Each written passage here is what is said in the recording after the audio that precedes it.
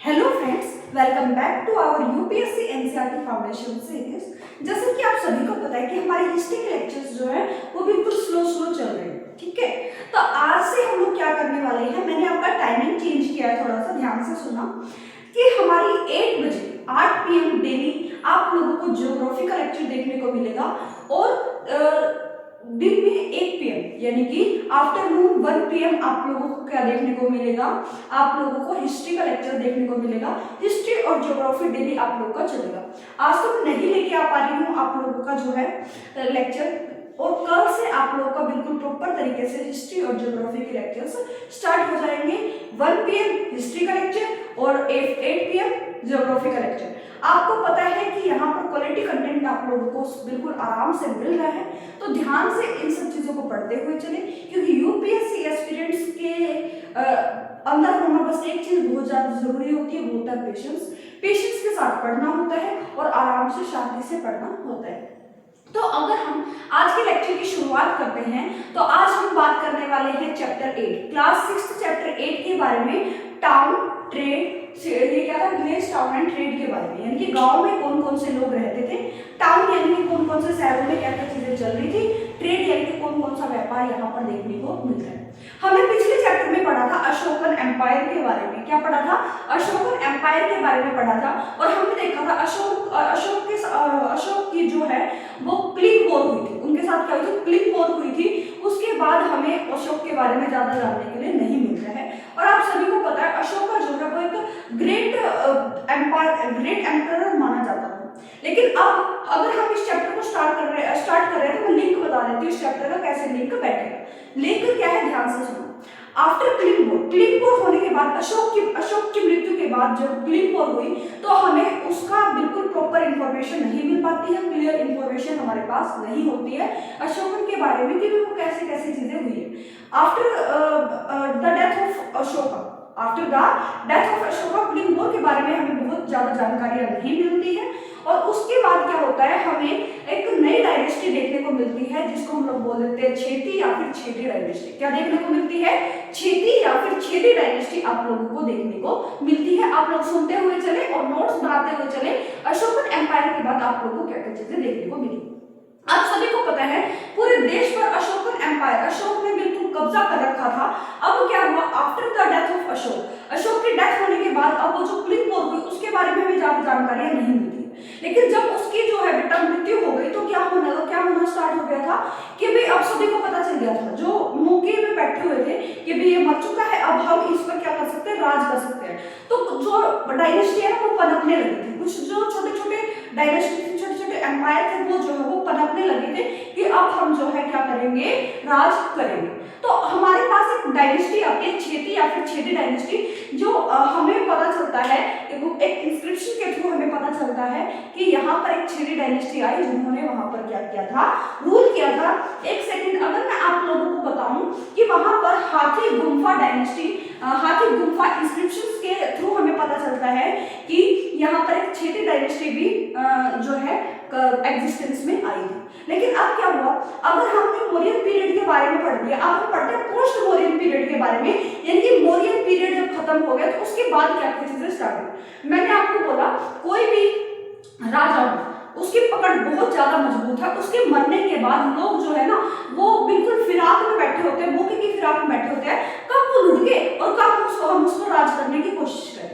तो बहुत सारे जो है छोटे छोटे डायनेस्टी, छोटे छोटे एम्पायर जो है वहां पर पनपने लगे थे। कुछ जो है वो नेटिव एम्पायर्स आप लोग को देखने को मिलते हैं, कुछ आपको फॉरेनर एम्पायर्स भी देखने को मिलते हैं जो क्या कर रहे थे, वो रूल करने की कोशिश कर रहे थे भारत देश पर। रूल क्या कर रहे थे भाई, एक हमारे पास अगर आप लोग को बताऊं फॉरेन डायनेस्टी, फॉरेन एम्पायर में अगर मैं आप लोग को बताती हूँ तो इंडो ग्रीक्स आप लोग को देखने को मिलते हैं, कुशान्स आप लोगों को देखने को मिलते हैं, जो बाद में वहां पर छोटे छोटे जगहों पर क्या करते हैं, राज करते हैं। उसके बाद आप लोगों को चोलास, चेरास और पल्लवास, ठीक है, चोलास, चेरास और पांड्यास, ये भी आप लोगों को देखने को मिलते हैं अशोकन की डेथ के बाद। ये डायनेस्टी भी आप लोगों को देखने को मिलेगी कि कहीं ना कहीं पर राज कर रही है। अगर मैं आपसे बात करती हूँ नीचे वाला जो साउदर्न हेमिस्फीयर होता है, यहाँ पर हमारे पास क्या होते थे, चालुक्यास, चेरास और चोलास, ये तीनों जो डायनेस्टी है साउदर्न हेमिस्फीयर में, साउदर्न पार्ट पर क्या कर रही थी, हमारे देश के साउदर्न पार्ट पर क्या कर रही थी, राज कर रही थी। लेकिन अब हमें जानना क्या है कि गांव में कैसे कैसे लोग रहते थे, उसके बाद कैसे कैसे उनका जो टाउन शहरों में लोग रहने लगे, और उसके बाद कैसे कैसे वो ट्रेड करते थे, व्यापार करते थे, उसके बारे में हम लोगों को जानने की जरूरत है। तो चलो अब हम करते हैं इस लेक्चर की स्टार्टिंग। जो मैंने आपको पहले बताया वो पोस्ट मॉडर्न पीरियड के बारे में बता चुकी हूँ मैं आप लोगों को, कि आप लोगों को कैसे पता चलता है कि अशोकन के बाद, अशोकन की मृत्यु के बाद कौन कौन से डायनेस्टी आप लोगों को देखने को मिलती है। मेनली जो आप लोगों को देखने को मिलता है चोलास, चेरास और पांड्यास, ठीक है। ये जो तीन डायनेस्टी है इनको हम लोग क्या बोल देते हैं, संगम एज, क्या बोल देते हैं, संगम एज, क्योंकि इन्होंने भी रूल किया था। और ये जो है हमारे पास क्या है, ये हमारे पास नेटिव डायनेस्टी से ज्यादा फॉरेनर डायनेस्टी में आते हैं। अब ये क्या कर रहे हैं, बाहर से जो लोग आकर क्या कर रहे थे, हमारे देश पर राज कर रहे थे। तो अब हम अगर स्टार्टिंग करते हैं कि चैप्टर 8 नाम क्या है, village, town and trade. Village, अगर गांव में कोई चीज है तो गांव में क्या होगा, खेती खाती कर रहे होंगे लोग। गांव में क्या होता है, लगभग खेती खाती कर रहे होंगे, या फिर कोई लैंड ओनर सबसे बड़ा होगा, यानी कि कोई जमींदार होगा, कोई उनके खेतों में काम कर रहा होगा। तो ऐसी ऐसी चीजें आप लोगों को यहाँ पर देखने को मिलती है। जब आप सिटी टाउन में जाते हो तो वहां पर आप लोगों को क्या देखने को मिलता है, व्यापार देखने को मिलते हैं। सिटी टाउन में आप लोगों को स्कल्पचर्स देखने को मिलती है, आर्कियोलॉजिस्ट देखने को मिलते हैं, जिससे आपको पता चलता है कि सिटीज में आप लोगों को क्या क्या चीजें मिल रही है। उसके बाद अगर आप लोग देखो ट्रेड में, अगर आप लोग जाओगे तो ट्रेड में आप लोग देखते हो, ट्रेड में क्या आप लोग को समझ आता है कि एक मथुरा जो है, मथुरा एक ऐसा था जो वहां पर ट्रेड भी किया जा सकता था। उसके साथ साथ मथुरा जो है वो लव का टेम्पल माना जाता था, जहां पर राधा कृष्ण जी जो है उनकी जो बिल्कुल रिलीजियस जो वहां पर चीजें मानी जाती थी। लेकिन अगर हम ट्रेड की बात करें तो यूरोप के लोग जो है हमारे देश में मसाले लेने के लिए आते थे, और वो हमें सोना देके जाते थे।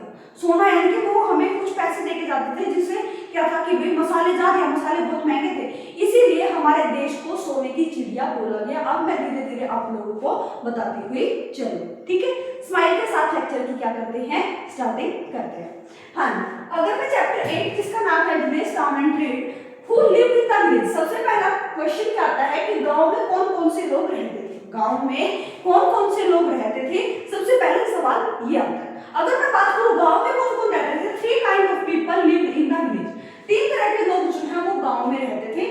और गांव में रहते थे, और कौन कौन सी जगह पर रहते थे, एक नॉर्दर्न पार्ट पर रहते थे, साउदर्न पार्ट पर रहते थे, और भी बहुत जगह पर रहते थे। लेकिन मैं आप लोगों को बता देती हूँ वहां के लोगों को क्या नाम से बुलाया जाता था, और बहुत ही ज्यादा जरूरी है चैप्टर के। अब जब आप मेरे साथ पढ़ रहे हो तो उसके साथ साथ नोट्स भी बनाते हुए चले, ताकि आप लोगों को कोई भी प्रॉब्लम ना हो। अगर मैं बात करूं नॉर्दर्न पार्ट ऑफ सबकॉन्टिनेंट, यानी कि उत्तरी हिस्से में कौन कौन लोग रहते थे, इसके बारे में मैं आप लोगों को बता देती हूँ।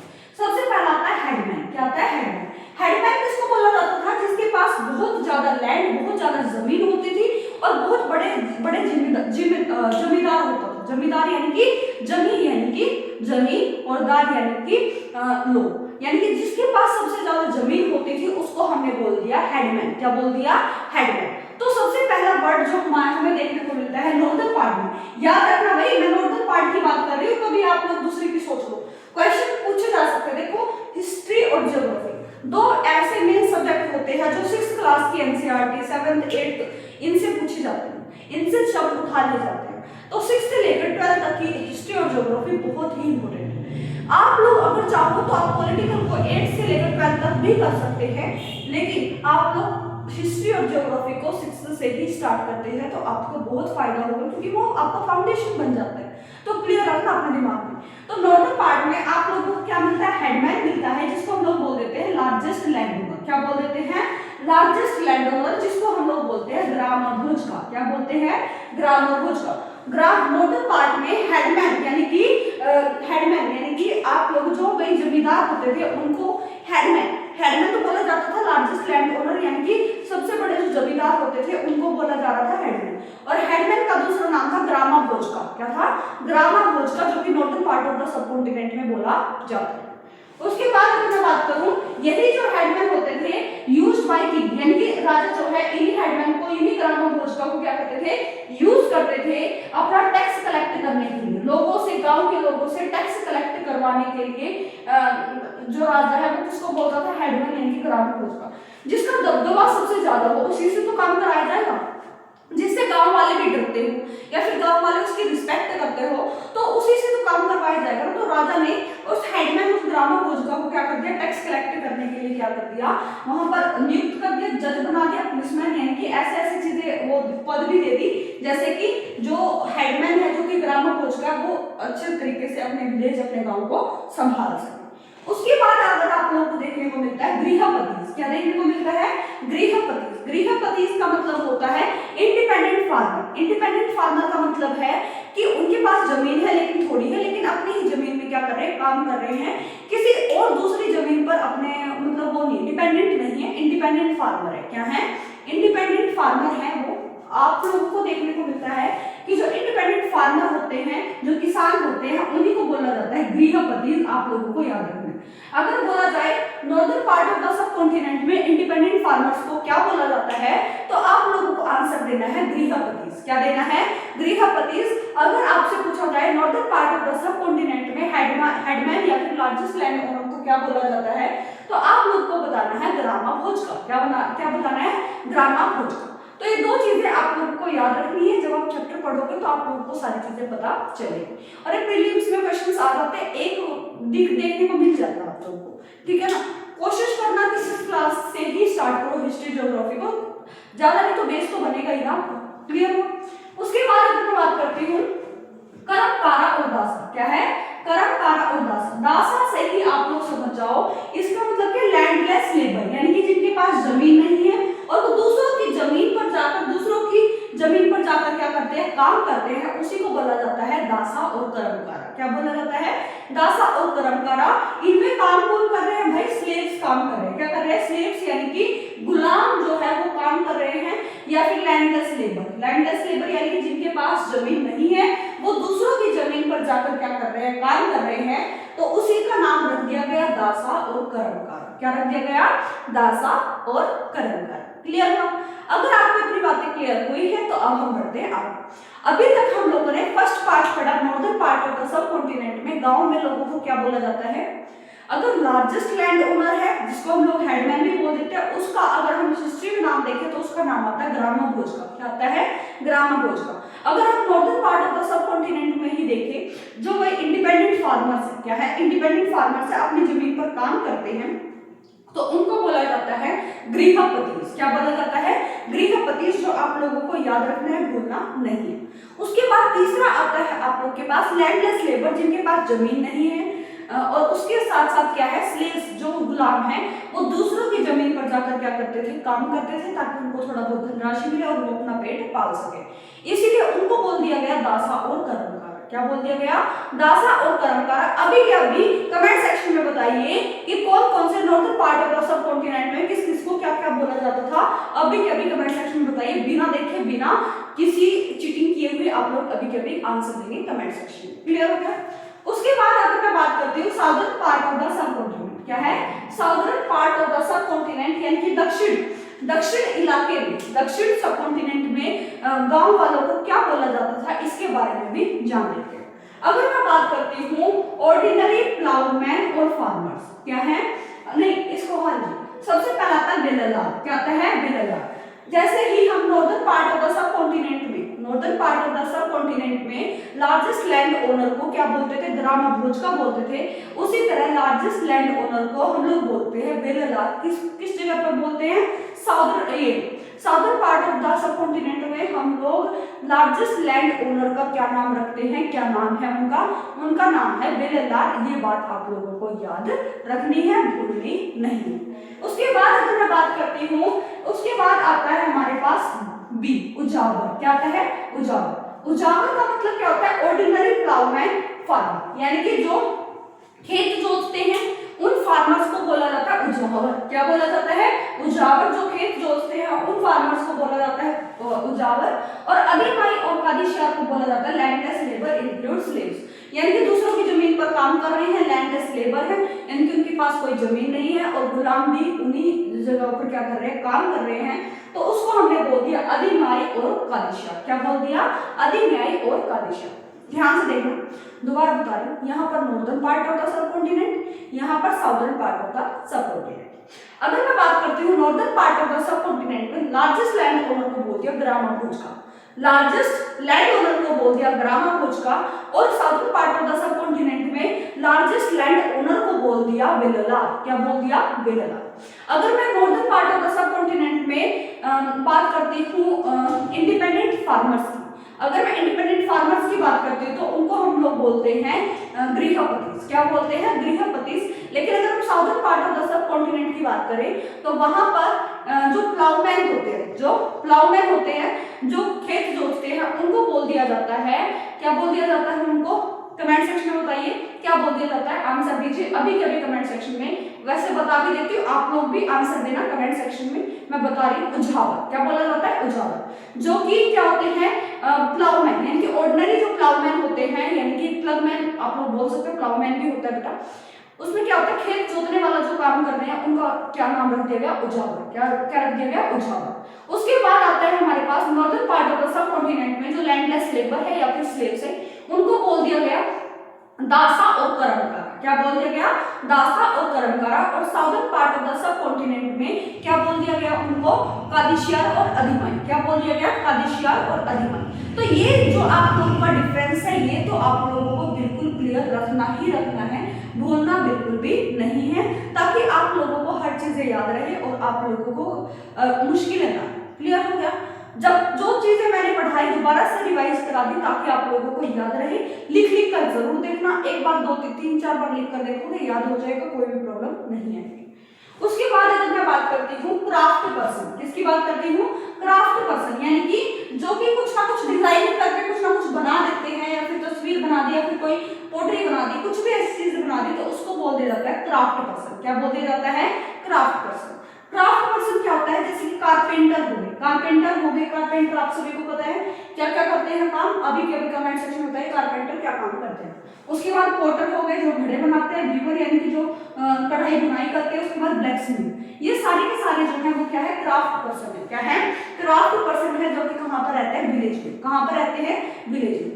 उसके बाद अगर मैं बात करती हूँ सिटीज की, किसकी बात कर रही हूँ, सिटीज की अगर मैं बात करूँ, सिटीज और टाउन, इनमें आप लोग दोनों बोल सकते हो, सिटीज और टाउन दोनों बोल सकते हो।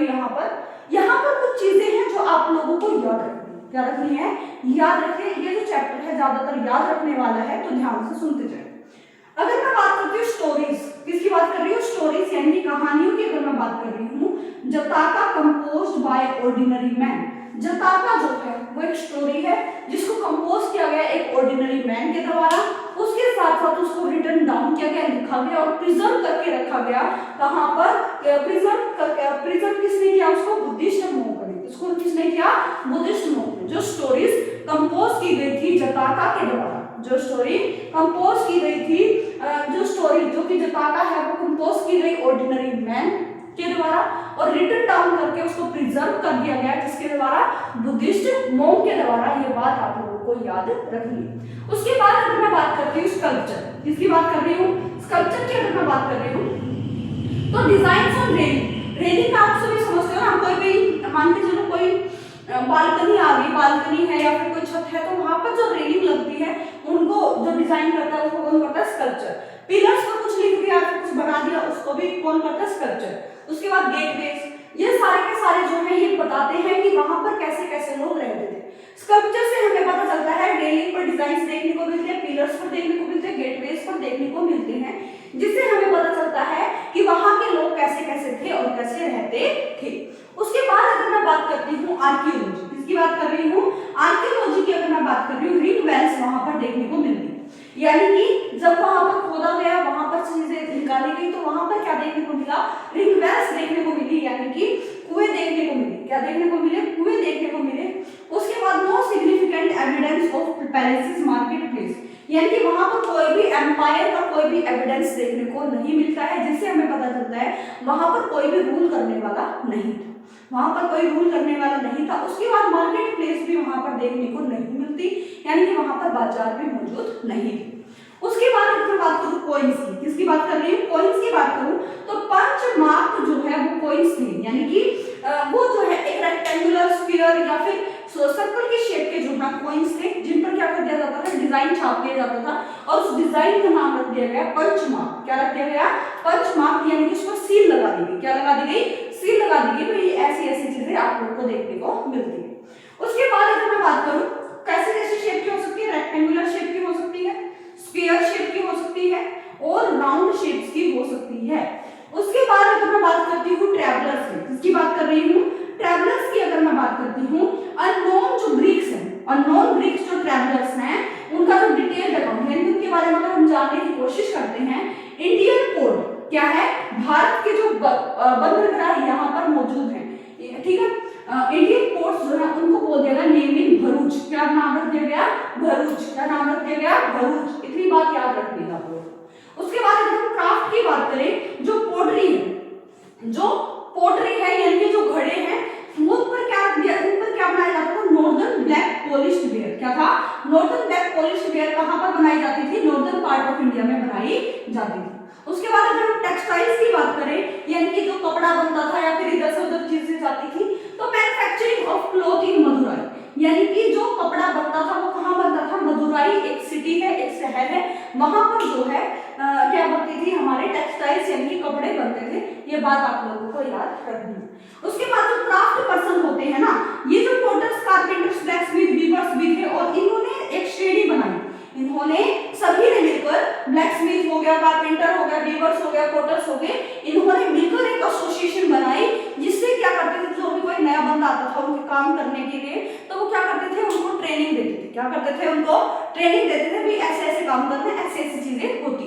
तो यहाँ पर आप लोगों को क्या देखने को मिलता है, अपने ही लोगों को ट्रेनिंग देते थे, प्रोवाइडेड रॉ मटेरियल, और भाई अगर टेक्सटाइल का काम कर रहे हैं, पोटर्स का काम कर रहे हैं, कुछ भी काम कर रहे हैं, तो उनको क्या देना पड़ेगा, रॉ मटेरियल यानी कि कच्चा माल देना पड़ेगा, जिससे लोग काम कर सके। उसके बाद आता है डिस्ट्रीब्यूटेड फिनिश्ड गुड्स, यानी कि जो भी फाइनल गुड मिलता था उनको, उसको क्या कर देते थे, डिस्ट्रीब्यूट कर देते थे, भाई ये आपका ये काम है, ये आप लोगों को करना है। उसके बाद अगर मैं बात करती हूँ बैंक्स की तरह भी ये काम करते थे। उसका मतलब है कि मतलब पैसे भी रखते थे यानी खर्च के लिए, ताकि इधर से उधर जाना ना पड़े, तो ये अपने आप से ही क्या कर लेते थे, मोल भाव कर लेते थे, जो भी इनको लेना देना होता।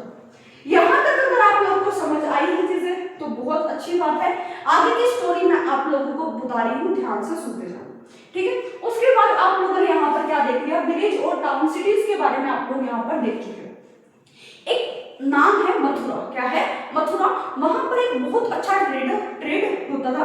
वो जो नॉर्थ वेस्ट ईस्ट साउथ अगर लाई करने की बात करें, वो चारों तरफ से बहुत अच्छा माना जाता था। किसके लिए, ट्रेड के लिए, यानी कि ट्रेड के लिए, यानी कि वो बहुत सारा सामान इधर से उधर जाता था। मथुरा वहां पर क्या होता था, वहां पर बहुत ज्यादा अच्छी अच्छी स्कल्पचर्स भी आप लोगों को देखने को मिलती है। उसके साथ साथ वो क्या है, एक मंदिर, वहां पर राधा कृष्ण का जो मंदिर है, जो कि लव टेम्पल, वहां पर आप लोग बोल सकते हो प्रेम का मंदिर। क्या बोल सकते हो, प्रेम का मंदिर। वहां पर मथुरा जो है वो बहुत ज्यादा रिलीजियस बिलीफ पर टिका हुआ है, यानी कि लोग जो है उनकी भावनाएं जो है बहुत ज्यादा उजागर थी उस मंदिर के लिए और उस जगह के लिए, मथुरा के लिए।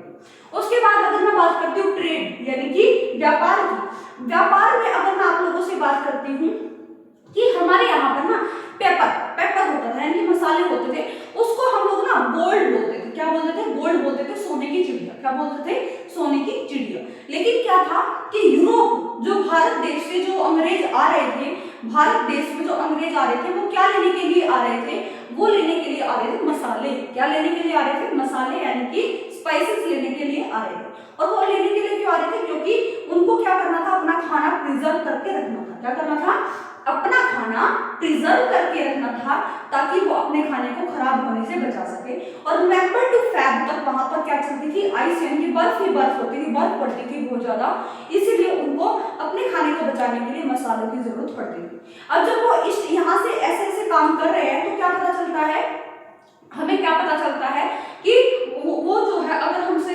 मसाले लेके जा रहे हैं तो वो क्या कर रहे थे, हमें कुछ देके भी जा रहे थे, हमें पैसे देके जा रहे थे, सोना देके जा रहे थे, ठीक है, सोने की चीजें देके जा रहे थे। इसीलिए हम लोगों ने बोला कि जो हमारे स्पाइसेस है ना, जब हम उनको बेचते हैं तो इसीलिए करते करते जो है हमारा भारत जो है वो सोने की चिड़िया बन गया। क्या बन गया? सोने की चिड़िया बन गया हमारा भारत। तो यहाँ पर आप लोग को ट्रेड के बारे में देखने को मिलता है और मथुरा जो है वो एक ऐसा सिटी है जो ट्रेड के लिए बहुत अच्छा माना जाता है। और अगर मैं बात करूं सिक्स डायनेस्टी, सिक्स सिटीज में दो इंपॉर्टेंट सिटीज बनी, दो जो हैं वो इंपॉर्टेंट सिटीज बनी। एक सेकंड भाई, एक सेकंड, हाँ जी, सिक्स सिटीज में आप लोगों की दो इंपॉर्टेंट सिटीज बनती है, एक होता है पुराई, एक होता है पुराई और एक होता है मदुराई। क्या होता है? एक होता है पुराई और दूसरी होती है मदुराई। और इनमें से भी जो हमारा चोलास, चेरास और पांड्यास है, ये तीनों जो डायनेस्टी है इनको माना गया संगम एज। क्या माना गया? संगम एज। और वहां के रूलर्स क्या काम करते थे, जो क्या कर रहे हैं भाई, सारी चीजें कर रहे हैं, टैक्स भी कलेक्ट कर रहे हैं, बहुत सारी चीजें संभाल भी रहे हैं, उसके साथ साथ जो भी उनको गिफ्ट्स में मिलता था वो क्या करते थे, कुछ रख लेते थे और बाकी का जो रेस्ट मिलता था वो क्या कर लेते थे, वो दूसरों में डिस्ट्रीब्यूट कर देते थे, बाकी रिमेनिंग जो बच गया वो वहां पर डिस्ट्रीब्यूट कर दिया जाता था। तो यहाँ पर आप लोगों ने देखा विलेज, सिटी और टाउन एक ही है। उसके साथ साथ ट्रेड के बारे में आप लोगों ने देखा कि ब्लैक पेपर यानी स्पाइसेस की क्या होती थी, ट्रेड होती थी, क्या होता था, व्यापार होता था। और वो कौन लेने आते थे? अंग्रेज लेने आते थे, यूरोपियंस लेने आते थे, ताकि उनका खाना प्रिजर्व रह सके, ताकि उनका खाना प्रिजर्व रह सके। और वो उनके बदले कुछ देके भी जाते थे, ब्लैक पेपर। इसीलिए हमारे देश को, भारत देश को सोने की चिड़िया बोला गया। यहाँ पर जो है आप लोगों का चैप्टर होता है फिनिश। धीरे धीरे आप लोगों को ये चैप्टर समझ आ जाएगा। हिस्ट्री थोड़ा सा मुश्किल होता है, लेकिन मैं कोशिश करूंगी कि आप लोगों के लिए उस चीज को आसान बना दूं।